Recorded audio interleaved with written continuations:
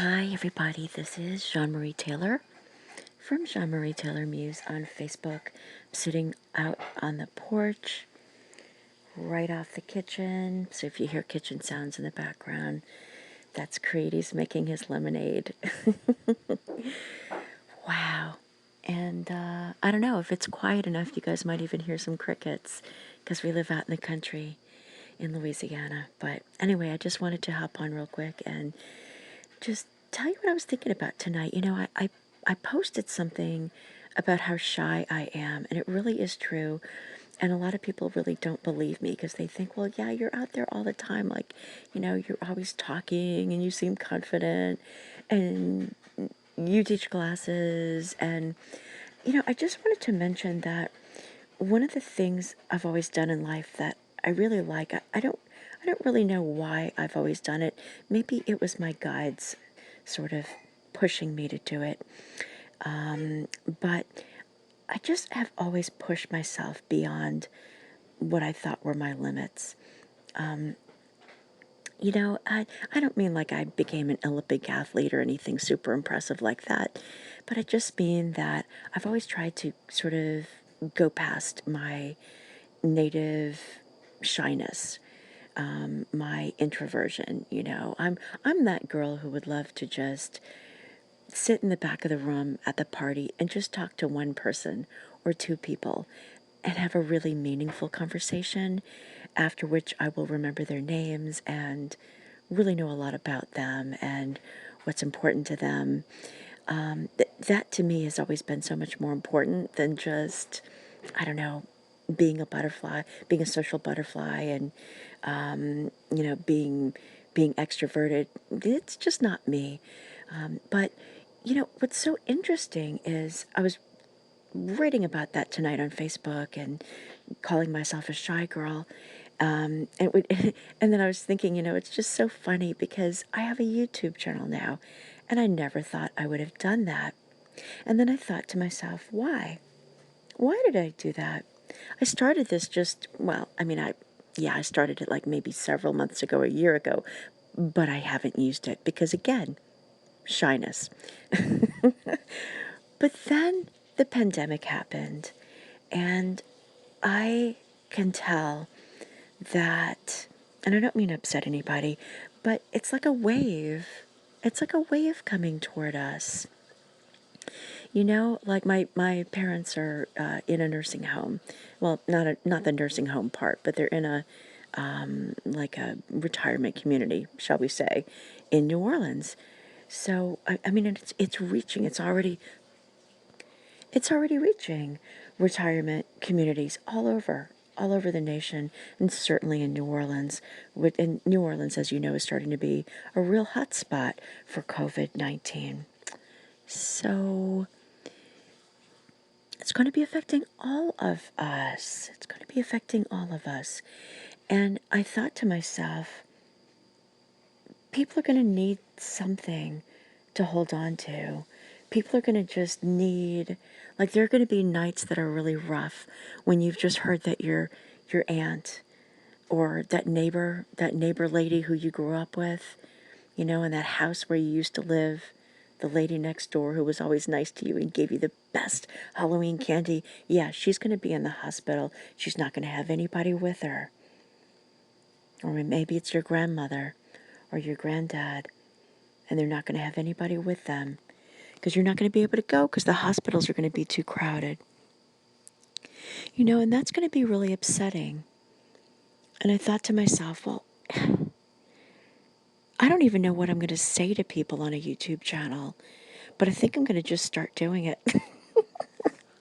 So I just started doing this, and I'm just thrilled to death that somehow, some way, there's 44 subscribers. I don't know how that happens, but thank you. And the fact that you've subscribed just makes me want to give you good content. So, yeah, be sure and tell me if you have anything you're interested in hearing me talk about. But I really just wanted to say that one of the cool things about crises is that they can actually be a tremendous opportunity. There's been a lot of bashing of Chinese people And I just want to say something. Not only are Chinese people cool, but I really love how there's a character in the Chinese language that's the character for crisis, and it's the same character for opportunity. Opportunity, yeah. Isn't that cool? And I think that COVID-19 presents us with opportunity. Opportunity for so much. There are going to be a lot of shifts happening. There are going to be people coming into our life or leaving our life, new relationships, deepening of relationships, all kinds of shifts going on, new work, new places of work, new styles of work, work from home.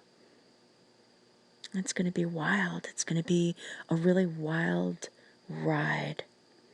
And even if the sickness doesn't affect you personally, it's going to affect somebody you know. You can be sure of that. It's going to affect somebody you know. So while we're in this crisis, why not make the best of it? Why not spend time with each other here every day?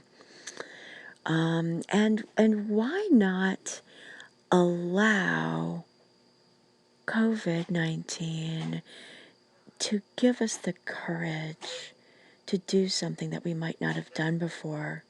So for me, it was a YouTube channel. What is it for you? What is it for you? Is there something that you would like to do in the midst of this crisis? What kind of opportunity can you create? What will you create? What will you be? Would you like to recreate some part of you? Is there somebody you'd like to talk to that you haven't talked to in a while? You know, is there somebody who, if you don't talk to them and then you find out that they passed away, they transitioned, that it might upset you? You might be kicking yourself later and wishing you would have just freaking called them. You know, you can do that.